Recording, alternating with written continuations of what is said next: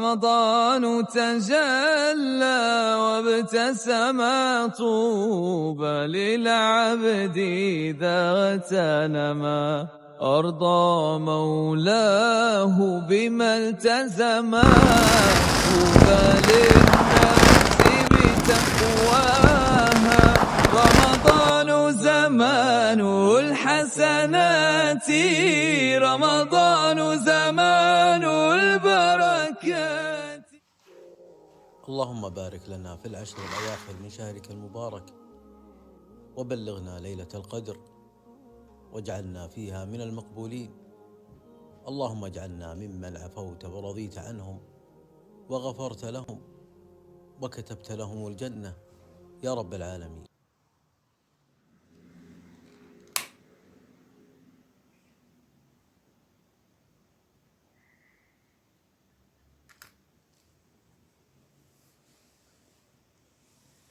اللهم لا تخرجنا من هذا الشهر إلا وقد كتبت لنا مغفرة وقبولا، واكتب لنا أجر الصائمين. اللهم أعنا على إتمام هذا الشهر.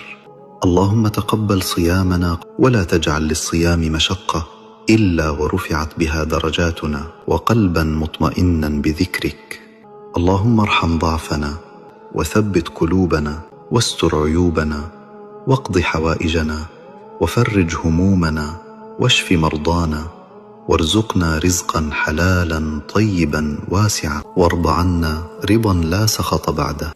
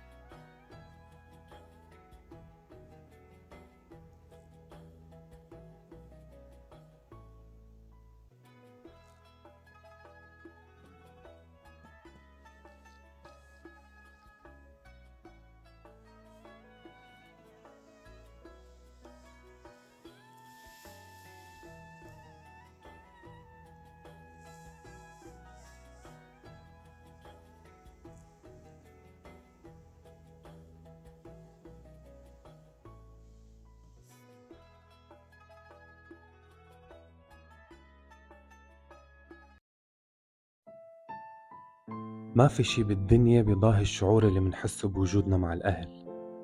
لمة العيلة هي أغلى شي ممكن تملكه بالحياة. شعور الأمان اللي بتعيشه بوجودهم ما ممكن تعيشه مع أشخاص غيرهم. حتى لو كنت بعيد عنهم، مجرد ما تحكي معهم مكالمة رح ترجع تحس بنفس الشعور. الأهل قوة تقدر فيها تحارب كل مخاوفك بالحياة. جمعة العيلة برمضان هي اللحظات الأجمل، الفطور مع بعض والضحكة اللي بتملى المكان والدعوات الحلوة اللي بتعطر الجو. رمضان بيجمعنا وكل لحظة فيه مع العيلة بتكون بركة. العائلة بتكتشفي بعد فترة طويلة من التجارب إنه العائلة هم رقم 1 و2 وهم الأولا وهم أخيرا وهم الثبات الوحيد والمضمون والأكيد في حياتك. كل شيء متغير، كل شيء متحول، كل شيء ممكن يتبدل إلا العائلة. هم الأمان بالنسبة لي. يعني أنا ما بحس إنه حياتي تستحق لو ما وجود عائلتي حوالي. فأنا بدأت شغلي وحياتي بدعم من عائلتي، بثقة من والدي ووالدتي من بعد رب العالمين. لولاهم ولولا تربيتهم لي، طريقة تعاملهم لي وثقتهم فيه، ما وصلت لي أنا وصلت لليوم.